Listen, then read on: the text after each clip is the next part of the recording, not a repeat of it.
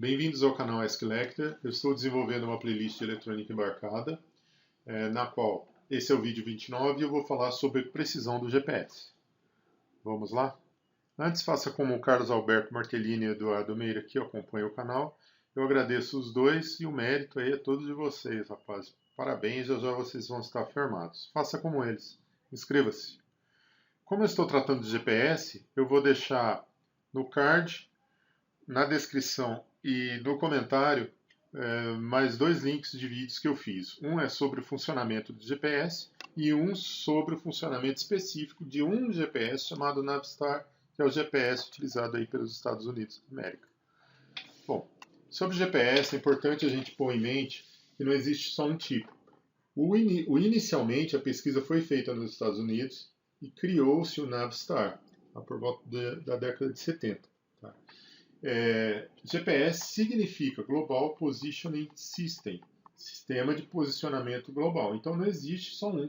Você achava que existe, agora você aprende que existem outros. Você tem o russo chamado GLONASS, ele veio depois do Navstar, é a pesquisa russa, eles não queriam ficar dependendo de utilizar o GPS dos Estados Unidos, né? Então eles desenvolveram aí o GLONASS, esse é russo. E o Galileu, mesma ideia.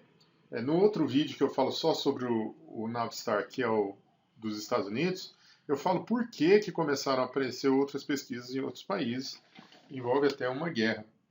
Bom, o Galileu ele é utilizado aí, a pesquisa é feita aí por alguns países da União Europeia, tá? E é interessante, é uma outra coisa que eu já alerto você, cuidado com as siglas. O GNSS é Global Navigation Satellite System. Para abreviar, começaram a chamar de GPS todo mundo. Tá? Então, às vezes, nas questões aí, nas provas, nos concursos, a gente pode ser derrubado. Tá? Precisão. Bom, o Navstar, eles alegam aí que a precisão é de meio metro a 30 centímetros. Tá? O russo, que é o GLONASS, a precisão é de 2,8 a 7,38 metros, e o Galileu, que é o da União Europeia, de 1 metro. E esses são dados fornecidos para uso civil.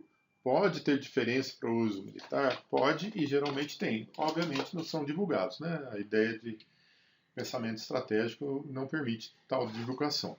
Quais os tipos de erro, Lecter?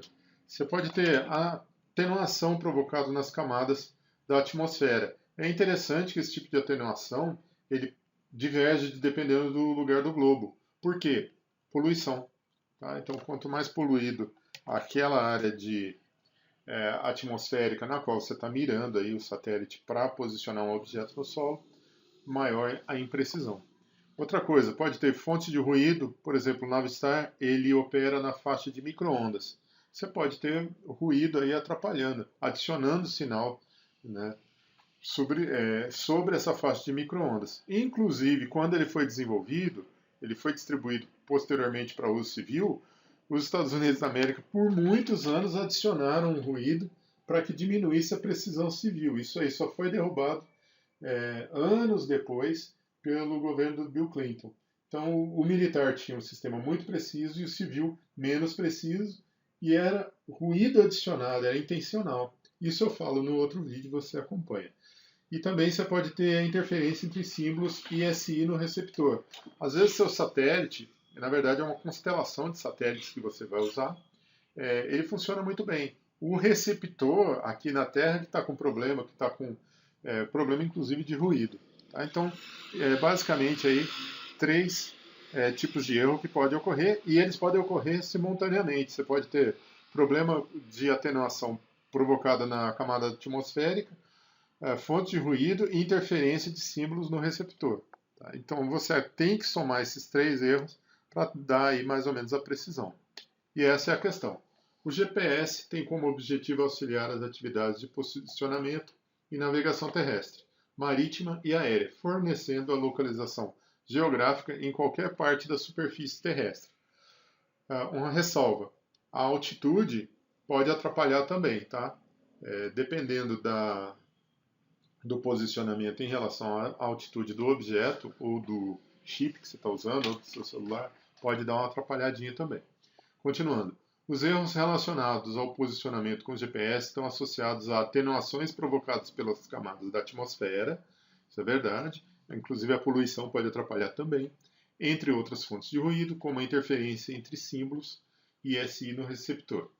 É correto afirmar que o erro total inerente ao posicionamento GPS pode chegar na ordem T, na ordem D. Como eu falei, a gente tem que somar os erros. A soma desses erros é aproximadamente 10 metros. Só um exemplo, já resolvi a questão, vou dar mais um exemplo. Os chips hoje em dia para celulares estão, e para computadores também, né, mas mais para celulares estão cada vez mais precisos. Tem um chip da Broadcom, que é o BCM47755, precisão até 30 centímetros. Tá? Tem um celular que é super resistente para condições extremas, da Caterpillar. Eu sei que a precisão dele é fantástica também. É só um adendo, isso tudo aqui pode mudar conforme a tecnologia vai avançando. A bem da verdade, esses dados são literalmente civis. A parte militar é bem mais precisa. O canal é composto por playlists e eu agradeceria muito se você pudesse se inscrever. Um abraço de Lecter, até o próximo.